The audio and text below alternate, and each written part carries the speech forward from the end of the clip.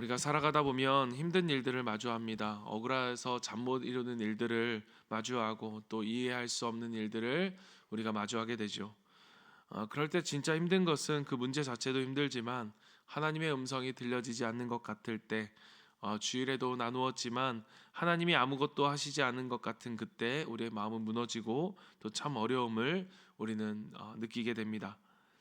기도를 해도 응답이 없는 것 같고 하나님이 내 기도를 듣고 계시다는 그 믿음이 자꾸 작아지는 것 같습니다.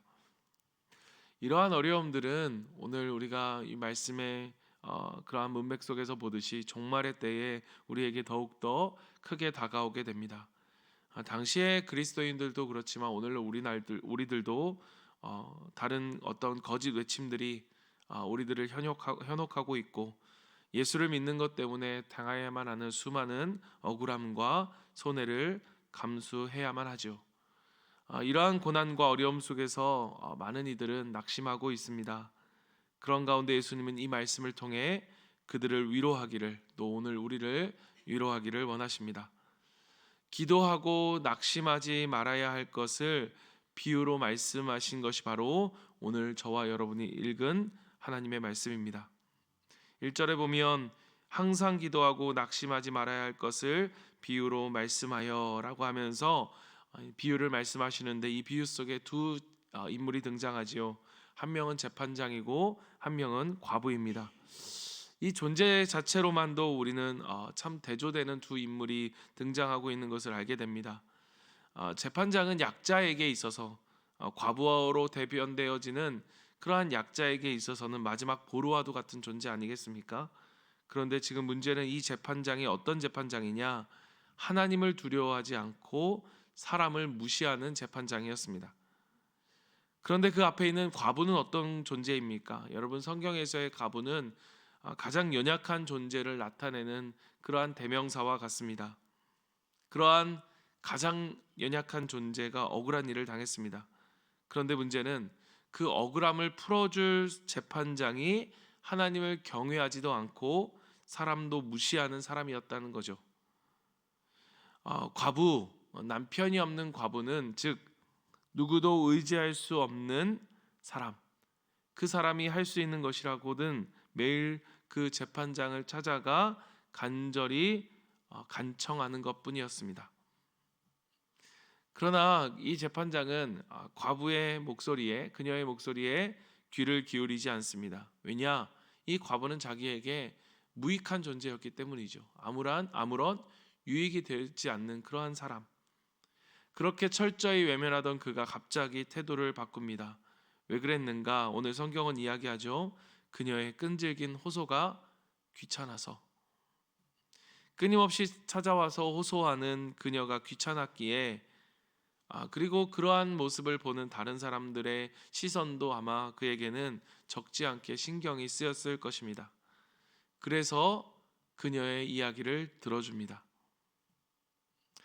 이 불의한 재판장의 이 이야기를, 이 사람을 등장시키시는 그 예수님이 말씀하시는 이유는 하나님이 어떠한 분인지를 강조하는 효과를 주시기 위함이었을 것입니다.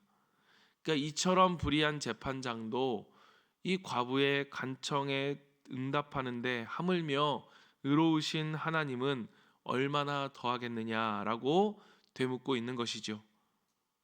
무엇보다 더욱이 이들의 관계, 이 무익한 관계, 이 재판장에게 있어서는 과부는 그냥 무익한 사람이었음에도 불구하고 그러한 과부를 향한 재판장의 태도와 오늘 택하신 자녀를 향한 하나님 아버지의 태도는 어떻게 비교할 수 있겠느냐라고 우리에게 묻고 있는 것 같습니다.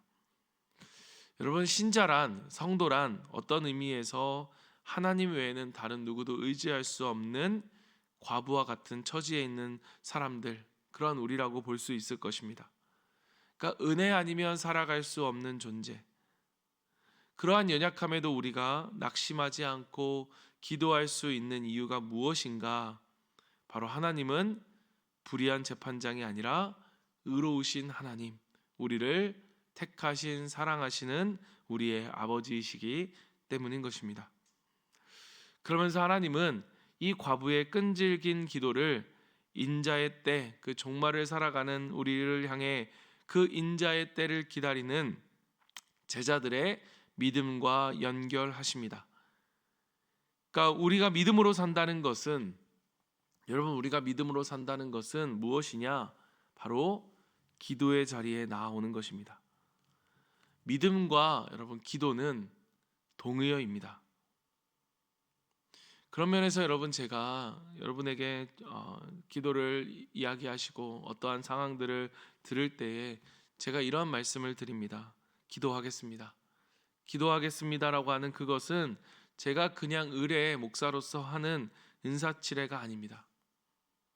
하나님을 믿기 때문에, 그 하나님 아버지의 사랑을 믿기 때문에 간절히 끈질기게 기도하겠다는 것이고, 그것이 저와 여러분이 낙심하지 않고 이 종말의 때를 살아갈 수 있는 유일한 방법임을 믿기 때문입니다.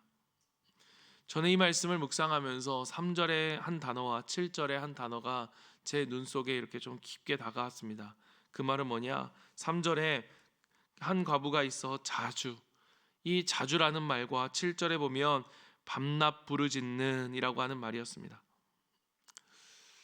제게 이 믿음과 기도는 동의어구나 라고 하나님께서 오늘 말씀하실 때에 이 자주와 밤낮 부르짖는 이 말은 저에게 이것이 믿음이구나, 하나님을 믿기 때문에, 정말로 하나님이 일하실 것을 믿기 때문에 그 하나님의 때를 기다리며 하나님의 일하심을 믿으며 자주 밤낮 부르짖어 기도하는 것, 여러분, 이것이 바로 믿음의 사람, 믿음의 사람의 기도의 모습이라는 것입니다.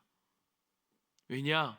하나님은, 이 기도는 하나님만을 의지하는 것이기 때문에. 그래서 여러분, 믿지 않는 사람은 기도하지 않습니다. 아니, 기도하고 싶어도 할 수가 없습니다. 사랑하는 성도 여러분, 오늘 우리 가운데 힘들고 낙심되고 억울하고 그리고 정말로 어려운 일들이 우리에게 다가온다면 여러분, 주님 앞에 나와 기도하십시오. 기도할 때 어떻게 기도합니까? 자주, 그리고 밤낮으로 부르짖어. 우리 하나님은 그 믿음의 기도를 통해 역사하실 것입니다.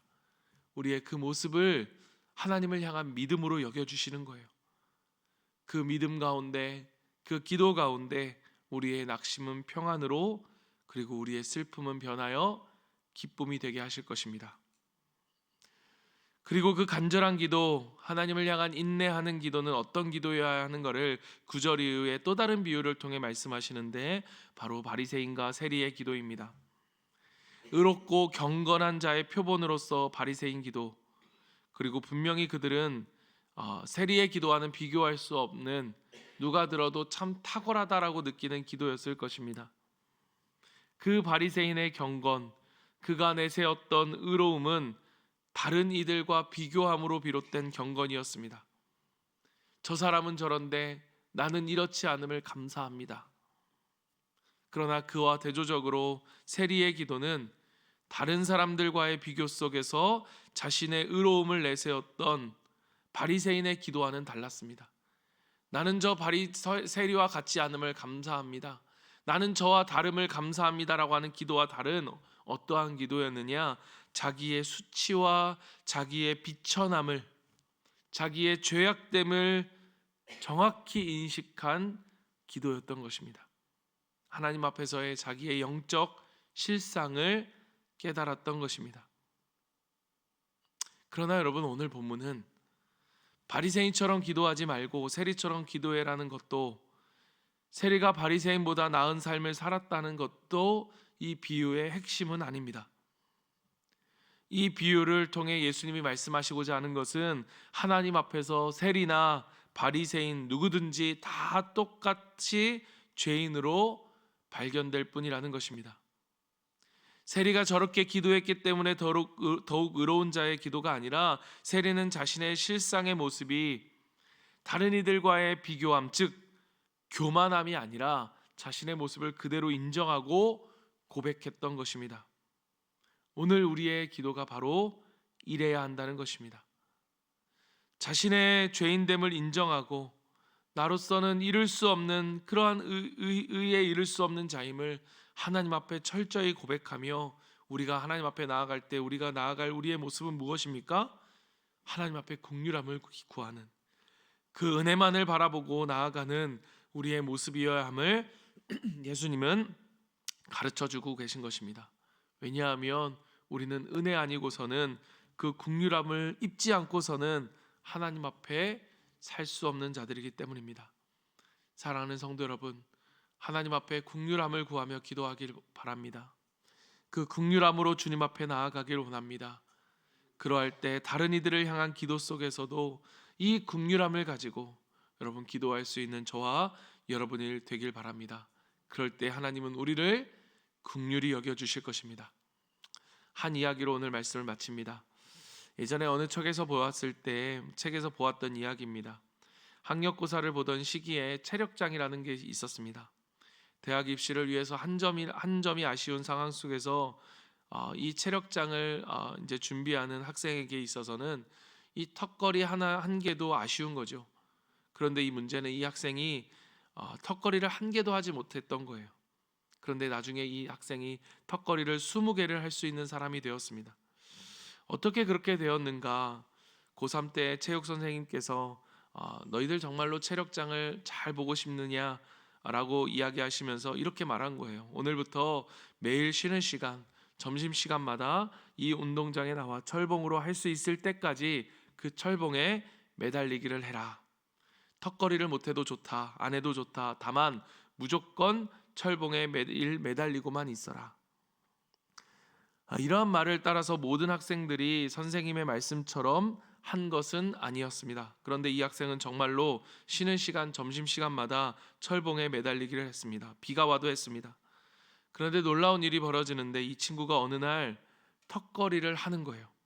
한 개가 2개가 되고 2개가 3개가 되고 3개가 10개가 되었습니다.